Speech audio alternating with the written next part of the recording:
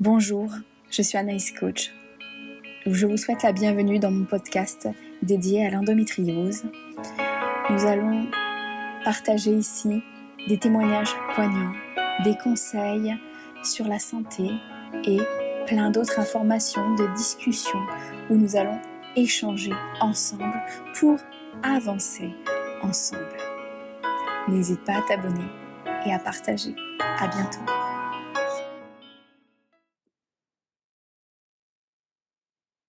Bonjour Céline, bienvenue dans ce podcast et bienvenue à toutes les personnes qui vont nous écouter. Comment vas-tu aujourd'hui? Eh bien, écoute, je vais bien ce matin, je me sens bien. Tant mieux. Tu viens aujourd'hui nous parler de ton parcours. Est-ce que tu peux te présenter? Alors, je m'appelle Céline, j'habite dans la région lyonnaise. J'étais auparavant chargée de communication et j'ai attrapé en 2014 la mononucléose. Et ça a bouleversé ma vie, forcément, si je viens parler de tout ça aujourd'hui. Et qu'est-ce qui s'est passé suite à cette mononucléose? Alors, quand j'ai eu la mononucléose, moi, à l'époque, je passais pas ma vie chez les médecins. Je suis pas fan du monde hospitalier. Donc, quand je suis tombée malade, ça tombait. C'était au mois de juillet, ça tombait pendant les vacances. Bon, bah, ça m'a juste foiré mes vacances. J'étais très malade. Et après, je suis retournée au travail normalement. Et voilà, en fait, j'ai pas eu de diagnostic au moment où j'ai eu la mononucléose, vu que c'est juste, voilà, je n'étais pas disponible à ce moment-là. Mais le problème, c'est qu'au fil des mois, ma santé s'est mise à se détériorer. J'ai eu beaucoup j'ai eu peur. Et au fil des mois, c'est mon sommeil qui s'est mis à se dégrader. Donc, dormir correctement la nuit, j'avais des douleurs affreuses. Je me rappelle en septembre, j'avais voulu presser des oranges à mes enfants. Et suite à ce pressage d'orange, j'ai eu peut-être pendant un an, mal aux mains, aux bras, aux épaules. J'étais complètement handicapée, j'arrivais même plus à me servir de mes mains. Donc c'est sûr que j'étais chargée de communication, je faisais l'essentiel de mon travail sur ordinateur et c'était très compliqué d'avoir des mains plus mobiles. Ça, j'arrivais pas en fait, j'arrivais plus à taper à l'ordinateur, je n'arrivais plus à conduire. Ça, c'était très handicapant. Puis la nuit, je dormais pas. Donc le soir, quand je ramenais la voiture, j'étais dans un état second. J'ai eu plein de problèmes d'accidents. C'était pas sérieux du tout de prendre la voiture dans ces conditions-là. Et quand je suis allée voir un médecin, j'ai quand même attendu jusqu'au mois de décembre, alors que ça n'allait plus du tout depuis des mois et des mois. Bah lui, il m'a pas cru, parce que forcément, c'était si énorme. Bah quand il a vu que je n'allais pas bien, il m'a prescrit un arrêt de 3 jours. Mais je tenais plus debout. Donc forcément, ben, j'ai dû chercher un autre médecin. Voilà, pour trouver un médecin plus à l'écoute, qui prenne le temps de me comprendre et d'avancer tranquillement. Et est-ce que tu as trouvé un médecin rapidement qui a pris tes symptômes sérieusement? Ou ça a été un peu l'errance médicale pendant plusieurs mois ou plusieurs années pour toi? Alors je dirais que j'ai eu une errance médicale de 2 ans. Donc, D'accord. en fait, il faut savoir que quand en fait, ce que j'ai, c'est un syndrome post-infectieux. En fait, c'est à peu près la même chose qu'un Covid long. Sauf que le mien a été déclenché par la mononucléose et on appelle ça syndrome de fatigue chronique ou encéphalomyélite myalgique. Donc, un médecin interniste de l'hôpital a posé un diagnostic au bout de 2 ans, donc soit en 2016, ce qui est dans mon cas plutôt bien, plutôt bien. Le médecin que du coup j'ai trouvé, enfin c'est un médecin que je connaissais, c'est un médecin homéopathe. Au moins il me gardait 1 heure et au moins il était à mon écoute. Après, c'est toujours pareil. J'avais trouvé un médecin à mon écoute, mais est-ce que c'était le bon médecin pour moi? Je ne sais pas, mais au moins quand j'allais le voir, il m'écoutait. Et c'est déjà pas mal. C'est déjà pas Important, mal. oui, tout à fait. D'avoir un médecin qui nous écoute, c'est important. Et comment tu as Ouais, c'était bon. vécu ces 2 ans? Au niveau perso, au niveau pro, comment tu l'as vécu? Eh ben, on va dire qu'à partir du moment où j'ai commencé à voir un médecin, eh ben, j'ai arrêté, on va dire, je suis tombée malade au mois de juin. Pendant 6 mois, j'ai tenu. Et après, pendant les 6 mois qu'on suivi, j'ai pas arrêté de faire des allers-retours entre je suis arrêtée parce que j'y arrive plus et mon arrêt s'arrête et je retourne au travail. Et c'est vrai que ça posait problème à mon travail parce que je n'arrêtais pas de faire des allers-retours entre les arrêts, les reprises, les arrêts, les reprises. Et ça arrangeait vraiment pas mon travail qui me disait, mais Céline, prends un arrêt supérieur à 1 mois, comme ça on peut te remplacer parce que là, ça va pas du tout. Donc, du coup, j'ai pu voir un médecin du sommeil, un psychiatre médecin du sommeil, qui, la première fois, m'a arrêté 3 mois. C'était géant. Mais j'ai pas su à ce moment-là qu'à partir de cet arrêt-là de 3 mois, bah, je ne retournerai pas au travail. Donc, j'ai pas été dans la capacité de retourner au travail avant un grand moment. Alors, comment se sont passés les 2 ans avant le diagnostic? Donc, on va dire que j'ai eu pendant 6 mois, je me suis forcée à aller au travail. Pendant 6 mois, j'ai essayé d'y aller. Et après, j'étais en arrêt. Voilà. Donc, j'étais pas, de toute façon, pas en état de travailler. Il se trouve que quand j'étais en arrêt, je me suis rendu compte que j'étais épuisée et j'ai passé beaucoup, beaucoup de temps allongée. En fait, c'est simple, je passais plus des 3 quarts de la journée allongée. Donc, j'avais vraiment quelques heures d'activité par jour et c'était plutôt des quelques moments dans la journée où j'étais debout, mais le reste du temps, j'étais allongée. Et est-ce que tu as été soutenue par ton entourage pendant cette période un peu compliquée pour toi? En fait, ne comprenant pas moi-même ce qui m'arrivait, mon entourage ne pouvait pas le comprendre. Il faut savoir que quand quelqu'un se retrouve complètement épuisé et HS, la première réaction, en tout cas la mienne, a été d'avoir honte. Donc j'avais honte d'être malade, j'avais honte de ne pas y arriver, je culpabilisais de ne pas y arriver. Euh, Et je n'avais pas, en fait, aucun médecin ne m'a donné les bonnes stratégies pour aller mieux. Alors, en tout cas, pendant les 2 ans avant que j'ai un diagnostic, je faisais exactement, mais ce que tout le monde fait quand on va pas bien, c'est de se forcer quand on a un semblant d'énergie. Je me forçais à faire des trucs et après, je me retrouvais à chaise pendant plusieurs jours. Je ne connaissais pas le principe des malaises post-effort. Je ne savais pas que j'avais un épuisement à l'effort. Dans ma tête, c'était je me repose et le mois prochain, j'irai mieux. C'était vraiment ma manière de voir les choses. Avant, je n'étais pas quelqu'un qui allait voir les médecins, donc je ne comprenais sincèrement pas ce qui se passait. Et depuis ton diagnostic, qu'est-ce qui a changé? Qu'est-ce que tu as mis en place? Comment ça se passe pour toi? Alors, on va dire que c'est pas tout à fait depuis le diagnostic que j'ai vraiment mis les bonnes choses en place. Parce que quand j'ai été diagnostiquée, c'était en 2016, la technique qui m'a vraiment aidée n'existait pas encore en France. En tout cas, elle n'était pas démocratisée et les médecins n'en parlaient pas. Donc, du coup, je n'avais que des conseils hygiéno-diététiques, ce qui est déjà pas mal. Et du coup, j'ai commencé à suivre toutes les préconisations que m'avait donné le médecin, c'est-à-dire globalement, il faut ralentir. Je vais résumer les choses simplement. Pour aller mieux, ça sert à rien de multiplier les rendez-vous chez le kiné et de faire 15 000 choses. De toute façon, on est épuisé, on n'y arrive pas. Ce qu'il faut faire pour aller mieux, c'est plus, je sais pas comment dire. En tout cas, j'ai essayé pendant un temps quand j'allais un peu mieux, parce que forcément, au bout d'un moment, quand j'ai utilisé tous les conseils qui étaient notamment diététiques, petit à petit, j'ai commencé à avoir moins de symptômes, parce que oui, je vous ai parlé de l'épuisement, mais une maladie ne se résume rarement à de l'épuisement, même si elle s'appelle syndrome de fatigue chronique. J'avais énormément, énormément de douleurs dans le corps, donc j'étais très douloureuse. Ces douleurs étaient fluctuantes. J'avais des problèmes intestinaux, donc j'avais vraiment un transit qui était très douloureux. Qu'est-ce qu'il y avait d'autre? J'avais la nausée en permanence, ça aussi c'est pas cool. En fait, faut vraiment s'imaginer que quelqu'un qui a un syndrome de fatigue chronique ou une encéphalomyélite myalgique a en permanence un peu la grippe. On est dans un petit état grippal, on a des courbatures, on est euh, on n'est pas bien. Et surtout, c'est que physiquement, on n'y arrive plus, mais on va dire intellectuellement, c'est pas mieux non plus, en fait. On va dire qu'intellectuellement, c'est comme le lendemain d'une gueule de bois, on va pas résoudre un problème épineux de maths, on n'arrive pas bien à réfléchir. Voilà, Ah, c'était ça à peu t'a près ça. causé aussi des troubles cognitifs comme troubles de la concentration, troubles de la mémoire aussi? Oui, et ce qui est bizarre, c'est que oui, j'avais pas de mémoire, ça c'était terrible, j'étais obligée de tout noter. Vraiment, on me dit quelque chose, je le note, parce que sinon j'oublie tout. Si par exemple on me disait trois choses, il suffisait qu'on me rajoute un quatrième truc et je savais plus du tout ce qu'on m'avait dit. Je pouvais tout à fait être en train de d'éplucher des légumes, de me retourner et de me dire tiens, qu'est-ce que je fais dans la cuisine? J'avais la mémoire d'un poisson rouge, j'avais une attention qui durait à peu près 3 secondes. Donc il suffisait je sois déconcentrée pour que je sache plus ce que je suis en train de faire. Et du coup, je regardais mes mains. Ah, je suis en train d'éplucher des légumes. Donc, quand j'épluchais des légumes, c'est que déjà, j'étais en forme physique parce que j'étais capable d'être assise.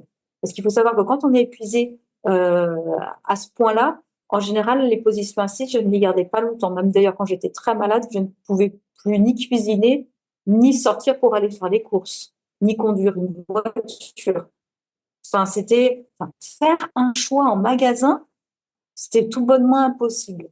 Et j'avais même des états de fatigue si importants que je pouvais même plus me rappeler comment faire pour ouvrir un frigo. C'est des choses toutes simples, c'est que je me retrouve devant le truc et je sais plus ce qu'il faut faire. J'essayais de l'ouvrir, mais ça marchait pas, je savais plus comment ouvrir un frigo. Des choses très bêtes, en fait, ça fait vraiment penser à des moments, enfin, ça fait très peur de se dire, mais en fait, j'ai Alzheimer, enfin, c'est quoi ce truc? Je me souviens vraiment j'arrive plus à fonctionner en fait. C'était Des très tâches toutes compliqué en fait. simples qui devenaient vraiment très compliquées. Ou par exemple, être devant l'heure en me disant je veux lire l'heure, mais être pas capable de comprendre ce que veulent dire les chiffres. Ou alors, j'y arrivais, mais il fallait que je reste très longtemps devant l'heure, que je réfléchisse, et là j'avais l'heure. Et je me rappelle de mon compagnon, je vivais en couple à l'époque, qui m'avait demandé de lancer le film à la télé. Ça a été quelque chose de très, très laborieux pour moi. Je veux dire que même lancer un film à la télé, c'était pour moi un exercice intellectuel. J'étais plus capable à cette époque-là de me servir d'un ordinateur, ni même, enfin, à l'époque, on n'avait pas un smartphone. Mais si j'avais eu un smartphone, ça aurait été la même chose. J'avais perdu le mode d'emploi des objets. Oui, ça ne se résume pas vraiment à juste un état de fatigue. Ça englobe beaucoup d'autres choses, beaucoup d'autres symptômes, Oui, que ça soit oui. physique ou plutôt au niveau cognitif, voilà. Et émotionnel également, parce qu'il faut savoir que pendant cette période-là, pendant les débuts de la maladie, j'ai vraiment vécu des montagnes russes émotionnelles. Je n'étais pas capable de prendre du recul sur ce qui m'arrivait et je vivais toutes les émotions dans la journée et c'était vraiment perturbant, on va dire. Donc je comprends. Donc j'avais vraiment l'impression de vivre des montagnes russes. Un moment ça va, je suis contente, un moment ça va plus et d'un coup je m'effondre et ça va pas bien du tout, quoi. Et est-ce que tous ces symptômes-là, tu les as encore aujourd'hui? Comment tu le vis à présent? Alors aujourd'hui, ça peut m'arriver d'avoir des baisses. En fait, c'est vrai que quand on a des grosses chutes de fatigue, en général, le moral baisse. Mais on va dire qu'avant, je vivais ça. Mais vraiment, hein, c'était vraiment, je vivais vraiment des montagnes russes avec des amplitudes très, très importantes. Et maintenant, j'ai toujours des variations, mais on va dire que je les ai réduites. Et du coup, cette variabilité est beaucoup plus simple à gérer, mais je suis encore aujourd'hui en train de vivre avec une variabilité importante. Enfin, importante, plus importante que la moyenne, mais moins importante que quand ça n'allait pas bien et quand je n'avais pas le mode d'emploi pour vivre avec cette maladie. Alors, je vais peut-être parler du mode d'emploi pour parler avec cette maladie. Tout à fait. Quelles ont été Alors, les choses à mettre en place, peut-être des traitements? Comment ça se passe pour toi? Alors, pour moi, ben, comme traitement, il n'y a pas eu de traitement pharmaceutique, on va dire thérapeutique, enfin, ouais, pharmaceutique qui a fonctionné chez moi. Donc, j'ai pas, alors, mis à part quelques compléments alimentaires qui m'aident, j'ai pas trouvé quelque chose qui m'aide moi. Par contre, ce qui m'a vraiment, vraiment aidé, c'est effectivement l'alimentation, de retrouver un transit normal et plus être embêtée à ce niveau-là. Donc, ça m'a aidé. Donc, j'ai suivi le régime du docteur Causon, c'est-à-dire sans sucre, sans blé, sans levure et sans produits industriels. Alors aujourd'hui, je l'ai beaucoup allégé, hein, je ne le suis plus vraiment à la lettre, mais pendant 2 ans, je l'ai suivi vraiment à 100%. Donc du coup, je peux manger sans sucre et je me rends compte que sans sucre, on se porte beaucoup mieux. Ça, c'est la première chose, mais je dirais que c'est juste la base pour quand on va pas bien, arriver à retrouver déjà un certain confort digestif et c'est déjà pas mal. Par contre, la chose qui m'a le plus aidée, c'est la technique du pacing. Alors, c'est vrai que je suis devenue au fil du temps, j'ai appris cette technique en 2021 avec un bénévole de l'ASFC, l'Association française du syndrome de fatigue chronique, qui m'avait vraiment, avec lequel j'avais travaillé parce que j'étais bénévole à l'époque et j'avais écrit des articles dans le blog Pacing. Et du coup, j'avais bien compris le fonctionnement du pacing. Puis surtout, c'est que je l'avais appris d'un malade qui avait atteint la rémission. Donc, c'est vrai que c'est quand même mieux de l'apprendre de quelqu'un qui va mieux que de quelqu'un qui galère avec la gestion de son énergie. Euh, donc du coup, je l'ai mis en place. Je l'ai mis en place. Et finalement, le pacing, c'est vraiment quelque chose, c'est un changement d'habitude qui est assez important. Mettre en place un régime alimentaire, il faut de la bonne volonté pour le faire. Il se trouve que moi, j'ai de la volonté, donc c'est pas un problème pour moi. C'est beaucoup plus simple de mettre en place un régime alimentaire et d'arrêter le sucre, on va dire. Arrêter le sucre, pour moi, était beaucoup plus simple que de mettre en place le pacing. Parce qu'il faut savoir qu'en général, quand on est atteint d'un syndrome de fatigue chronique ou d'une encéphalomyélite myalgique, c'est qu'à la base, on avait plutôt un caractère hyperactif. C'est pas une maladie qui arrive au bout du genou, j'aime bien le dire comme ça, mais plutôt aux gens qui ont envie, qui dans la vie, ils vont, quoi. C'est pas, ils ont pas de problème avec le faire. Et voilà. Donc avec le pacing, il faut agir différemment, il faut agir en apprenant à s'écouter, à savoir où est-ce qu'on en est. Parce que on va dire que peut-être que si on est tombé malade, c'est peut-être parce que justement on était incapable de détecter les signaux de la fatigue en nous. C'est-à-dire que on agit jusqu'à arriver au point de non-retour et à être épuisé et à ne plus pouvoir agir après pendant 15 jours. C'est un peu le problème de cette maladie, c'est que des jours où on se sent mieux, on en fait plus et après pendant 15 jours on est HS parce qu'on en a trop fait ce jour-là. Alors comment faire pour gérer justement cette variabilité de forme? Il s'agit de niveler nos activités. Essayer d'en faire d'en faire globalement moins, ça c'est sûr, mais surtout de faire différemment. C'est-à-dire que pour se reposer, ne rien faire de sa journée ne va pas forcément nous aider à récupérer. C'est bien de maintenir un petit niveau d'activité et en fonction de son énergie disponible, ce niveau d'activité sera d'une hauteur variable. Et le principe du pacing, c'est de vraiment essayer de s'adapter au jour le jour en fonction de notre enveloppe énergétique qui sera variable. Alors, en général, il y a quand même des tendances. Il y a des périodes où on a plus d'énergie. Pour ma part, c'est plutôt l'été. L'été, j'ai plus d'énergie, je peux faire plus de choses. Par exemple, mon périmètre de marche sera plus important. Je pourrais marcher 6-8 km l'été, les bons jours.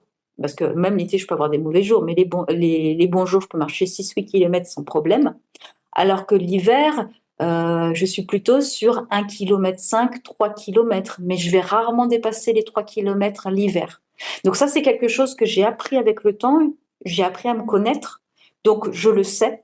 Euh, et si jamais je dépasse mon enveloppe énergétique, ça peut arriver, et ben si je la dépasse qu'un petit peu, ça va, c'est pas trop grave, mais si je la dépasse de beaucoup, si par exemple en hiver je me mets à marcher 8 km, eh ben, je risque pendant 2 ou 3 mois à être complètement HS. Donc, c'est quelque chose que j'évite vraiment à tout prix. Et c'est important de se connaître et de savoir que c'est pas parce que des fois, pour aller mieux, enfin, moi, je suis très volontaire hein, pour aller mieux. Pour aller mieux, pendant un temps, je m'étais dit, je marche tous les jours. Tous les jours, tous les matins, je marche 1 heure, quoi qu'il arrive, qu'il fasse froid, qu'il fasse beau, qu'il pleuve, je marche tous les jours. Et ben, je me suis rendu compte en m'étant mis HS que ce n'était pas la bonne stratégie, qu'effectivement, c'est bien de marcher, mais les jours où on se sent bien. On n'est pas obligé de marcher tous les jours. Et c'est comme ça que j'arrive à maintenir mon énergie, c'est en essayant, en fractionnant les activités. Donc là, j'ai parlé de la marche en général. Il se trouve que j'ai quand même retrouvé suffisamment d'énergie pour pouvoir marcher suffisamment, en tout cas de faire un tour dehors. Mais pour les personnes qui sont vraiment très fatiguées, ce que je leur conseille de faire, c'est de fractionner toutes leurs activités. Et c'est d'ailleurs ce que je fais lorsque je suis fatiguée, c'est-à-dire que je fais des petites sessions. Par exemple, quand je suis fatiguée, je fais des sessions de 10 minutes. Je fais 10 minutes, allez, je vais aller étendre mon linge, et puis après, je vais me poser dans le canapé. Pendant 10 minutes, je vais vider de la vaisselle, ranger un peu la cuisine, et puis après, je vais me reposer. Ou alors, j'alterne au niveau activité. C'est par exemple, je vais lire et je vais ensuite faire une petite activité. Et après, je retourne à ma lecture. Comme ça, j'alterne une activité dite physique avec une activité cognitive. C'est bien aussi de faire ça. Ou alors, je lis pendant un grand moment et je me dis, allez, je vais aller faire un tour dehors, ça fera mon activité physique. Et en général, quand je reviens d'une balade dehors, je vais faire une sieste. Alors, aux techniques du pacing, il s'agit de faire plusieurs siestes par jour. Alors, les siestes, on les appelle comme on veut, on peut les appeler pause, pacing, sieste, temps calme. Enfin, temps calme, ça peut être autre chose. Mais l'idée vraiment d'une pause pacing, c'est de rester, si possible, sans stimulation sonore et visuelle. Donc, on la fait généralement allongée dans la pénombre, mais quand il fait beau, on peut aussi la faire au soleil. Moi c'est vrai qu'en hiver, quand il fait beau, j'en profite, je fais mes siestes au soleil. Ça me fait du bien, mais surtout sans stimulation sonore. Et je ne vais pas, lors de mes repos, regarder mon téléphone ou lire. C'est une activité. Il faut vraiment se dire que quand on est fatigué, il est important d'avoir des moments où on met au repos son cerveau.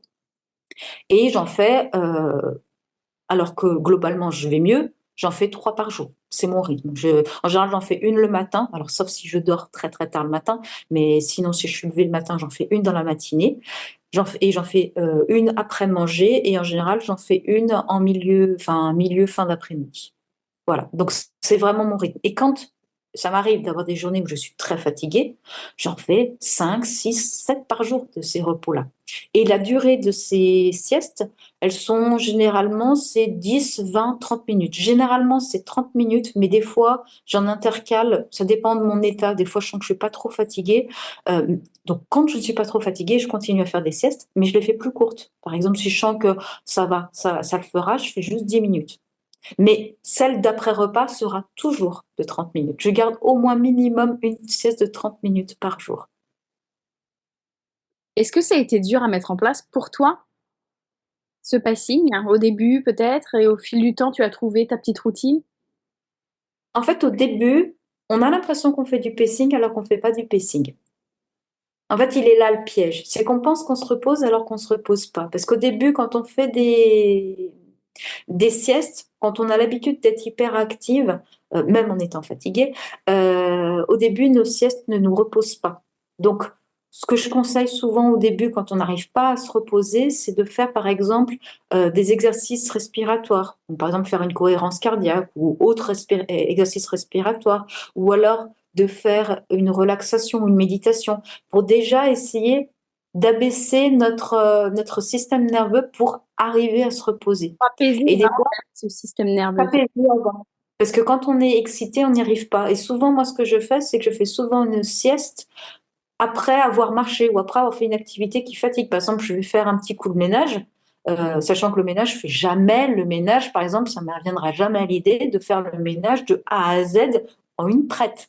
C'est quelque chose. En fait, c'est un changement d'habitude. C'est de se dire, bah maintenant, je fais le ménage différemment. Je ferai jamais le ménage en entier en une fois dans mon appartement. C'est pas possible. Si je fais le ménage, c'est toujours par petits bouts. En fait, c'est juste un changement d'habitude. C'est ce qui est difficile à mettre en place. C'est-à-dire que quand je fais quelque chose, si par exemple je fais la cuisine, ça peut m'arriver, je me rends compte que je suis fatiguée, et ben je suis en train d'éplucher les légumes. Oh, ben, c'est pas grave, je vais aller m'allonger un moment, je suis fatiguée. Et la suite des légumes va m'attendre. Hein. Ils vont pas partir les légumes. Hein. Ils peuvent rester sur le plan de travail, c'est pas bien grave. Ou alors je suis en train de faire un travail informatique. Et ben le travail informatique, je vais le faire en fractionné. Je vais pas me dire, je suis fatiguée, allez, je me force à terminer de remplir ce fameux questionnaire, et comme ça, j'en suis débarrassée, on n'en parle plus. Non, si je sens que je suis fatiguée, je m'arrête. Je m'arrête, je fais une pause, je vais faire autre chose et je reprends plus tard ou le lendemain ou des fois même une semaine après ce que j'avais interrompu. En fait, j'ai pas peur. Et c'est ça qui est difficile à faire au début, c'est qu'on bataille contre sa petite voix intérieure qui nous dit non, non, non, tu vas d'abord terminer ton travail avant de te reposer. C'est aussi quelque chose qu'on nous a inculqué depuis qu'on est enfant. Quand on Un commence une autre, tâche, on la termine. c'est vraiment un autre fonctionnement à mettre en place, mais pour mettre en place, ça doit être pas simple pour les personnes qui travaillent encore, qui ont cette maladie-là, de mettre en place ces choses-là. ce passing? Ça doit être. Est-ce que toi, tu as repris le travail? Comment ça s'est passé pour toi? Alors, moi, j'essaie de reprendre le travail, on va dire, à 2 reprises pour des activités professionnelles. Alors là, ma première reprise, je ne connaissais pas le pacing, donc forcément, j'ai fait n'importe quoi quand j'ai repris le travail. Donc c'est simple, j'étais tombée dans le schéma boom and crash, c'est-à-dire que je donnais tout au travail et quand je rentrais chez moi, j'étais en repos complet. Donc forcément, c'était pas satisfaisant parce que du coup, je n'avais pas de vie, je pouvais rien faire à côté. Je donnais tout dans mon travail et tous mes temps de repos et mes week-ends étaient réservés au repos parce que j'étais plus capable d'agir. Donc quand on fait ça, on tient 1 an. Voilà. Donc j'ai tenu 1 an et après derrière, il m'a fallu 2 ans pour remonter. Donc c'est pour dire à quel point quand on tire trop, on le paye cher. Et j'ai vraiment redégringolé et je dirais que j'ai même redégringolé encore plus bas qu'au début de la maladie. Donc j'ai vraiment été très mal et après il a fallu que je remonte. Donc on met vraiment, quand on se force à travailler en se disant je suis obligée de travailler, il faut bien que je travaille, c'est pas la bonne chose. Le deuxième emploi, il était principalement en télétravail. Donc en fait, je le fractionnais. Je faisais des sessions de travail d'1 heure. Mais le problème, c'est qu'il n'y a pas que le travail. Moi, j'ai le souci. Alors ça, c'est personnel. Je ne sais pas si c'est le cas de tous les malades. Il me semble que c'est pas le cas de tous les malades, c'est vraiment propre à moi. Parce que j'ai le problème, moi, c'est de quand je commence à travailler, c'est comme si j'appuyais sur un bouton on qui fait que mon cerveau se met en mode travail. Et du coup, une fois que je suis mis en mode travail, c'est comme si tous les autres modes n'existaient pas, dont le mode récupération-repos. Donc, c'est-à-dire qu'une fois que je me suis mis dans la perspective d'être efficace, de travailler, etc. Et ben derrière tous les repos que je vais faire, même si je fais on va dire que je fais le pacing comme il faut, que je fais mes temps de fractionnement, que je fractionne bien mon temps de travail, que je fais bien les temps de repos, que j'essaye de marcher quand même, parce qu'en fait ce qui est important quand on travaille, c'est de maintenir toutes les activités qui nous ressourcent et qui nous font du bien. Ça, j'en ai pas parlé tout à l'heure, mais c'est important de savoir ce qui nous fait du bien. Moi, ce qui me fait du bien, par exemple, c'est la lecture. Il faut que je maintienne des temps de lecture tous les jours. C'est une activité qui va me détendre et me relaxer. J'ai besoin, donc, Qui quand nous je suis... permet de nous ressourcer, en fait. Oui, c'est vraiment, et quand je dis la lecture, c'est pas forcément lire un bouquin en physique, parce que quand on est crevé, lire un bouquin en physique, moi, c'était plus possible. J'ai découvert du coup la liseuse. La liseuse, c'est formidable. On peut lire dans n'importe quelle position. On n'est pas obligé de tenir le livre. On peut caler la liseuse dans l'angle de lecture qui nous arrange pour lire en fonction de la position qu'on prend. Et on a besoin que d'un doigt de temps en temps pour tourner la page. C'est génial. Donc la liseuse, c'est pas mal. Et quand on est encore plus fatigué, parce que forcément, moi, j'ai tous les niveaux de conscience, on va dire, au niveau du cognitif. J'ai les livres audio. Donc, quand je suis vraiment fatiguée, du coup, là, je ferme les yeux. Donc, du coup, je ferme une entrée, parce que forcément, c'est plus fatigant d'utiliser ses yeux, parce que ses oreilles, on a du mal, même si on utilise les bouchons d'oreilles, à complètement les fermer. Euh, du coup, moi, j'ai aussi les livres audio. Et ce qui me permet, quand je suis très fatiguée, d'alterner des activités en faisant un moment, je lis un livre avec mes yeux, et puis un moment, j'écoute un livre avec mes oreilles et je n'utilise pas mes yeux. Donc, ça me permet d'alterner un peu les activités quand on est vraiment crevé, qu'il faut trouver une alternance possible. C'en est une, même si à un moment donné, il faut quand même se lever un peu, il ne faut pas passer toute sa journée allongée, ça c'est important. Donc en fait, quand on travaille, c'est important de penser à alterner. C'est-à-dire que suivant son travail, essayer de s'imaginer comment découper son travail en petites unités et de se dire, à un moment donné, je fais un travail cognitif. Donc, par exemple, je suis derrière mon ordinateur, mais à un moment donné, je vais peut-être avoir besoin de me lever pour aller chercher des choses. Donc, du coup, c'est vraiment pris comme une activité qui va me faire du bien, parce que du coup, je sors de mon écran. Si dans mon travail, par exemple, je n'ai pas de moment où je peux me lever, et bien tout simplement, toutes les heures, je vais aux toilettes. Par exemple, c'est une suggestion. Ou alors, j'accompagne les fumeurs à leur pause clope. Je ne dis pas qu'il faut fumer, mais le fait de descendre les escaliers, d'aller dehors, moi, c'était ce que je faisais d'ailleurs quand je travaillais avant. J'avais déjà ce besoin-là de profiter des pauses, d'aller se servir une tisane ou un café, de marcher. Voilà. Ou alors d'aller dans les toilettes, d'aller faire une petite cohérence cardiaque dans les toilettes, isolées des autres, et de revenir. Voilà. Mais de bien se dire que toutes les heures, une pause s'impose. Et je pense que ce conseil-là, il est valable pour tout le monde. C'est super important de faire une pause toutes les heures. Après, quand on a une encéphalomyélite myalgique, il est important, ou un Covid long, il est important de faire reconnaître son handicap par la médecine du travail et peut-être essayer de voir s'il n'est pas possible de pouvoir faire des pauses allongées. Alors la pause allongée, je ne fais pas forcément dans un lit, hein, c'est parfois difficile d'avoir enfin, certains peuvent avoir un canapé dans leur bureau, mais ce n'est pas le cas de tout le monde. Moi, quand j'avais retravaillé, j'avais amené tout simplement un matelas que je dépliais, un tapis de yoga, et j'avais ça, un plaid et un coussin. Et du coup, je faisais des pauses allongées derrière mon bureau. Donc, je pouvais en faire une si nécessaire en milieu, comme je faisais que des. Ah oui, quand on travaille, il ne faut pas vouloir retravailler à temps plein, on fait des demi-journées. Et quand on nous dit qu'on reprend le travail, par exemple, à mi-temps, on ne va pas faire 2 jours et demi de travail à la suite pour avoir 2 jours et demi de repos. Vraiment, l'idée, c'est de se dire, on travaille que 3 heures par jour. Enfin, c'est pour ça que quand on travaille 3 jours par jour, l'idéal, c'est même de faire, je travaille 3 heures par jour et au milieu, je fais au moins une sieste de 20 minutes allongée. Et dans ces cas-là, on peut travailler dans de bonnes conditions. C'est vraiment d'adapter en fonction de soi son travail.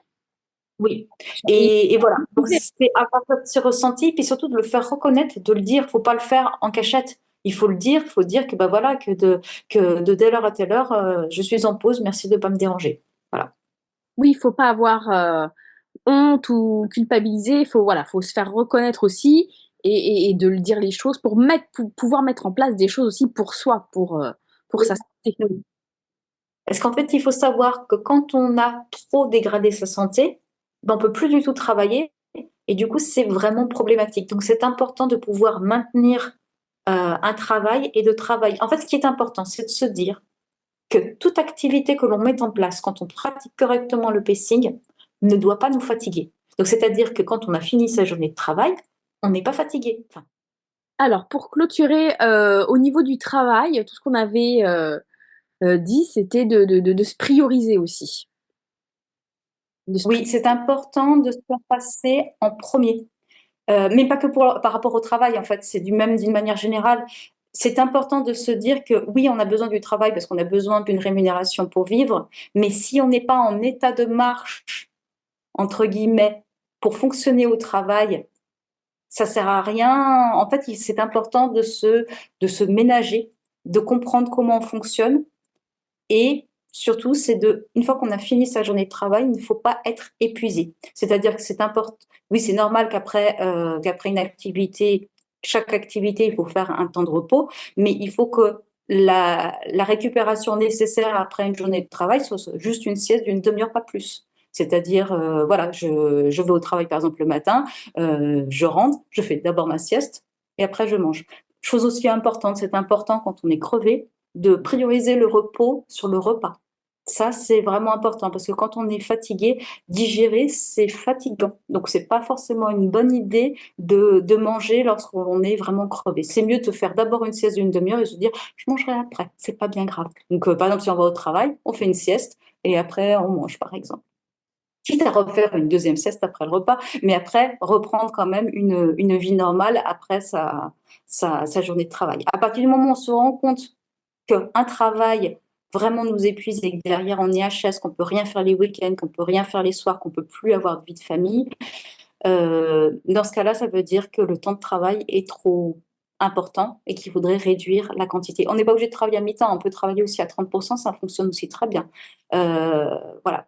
En tout cas, c'est important de bien définir la quantité de travail et la manière surtout de travailler à l'intérieur de cette quantité de travail. Voilà.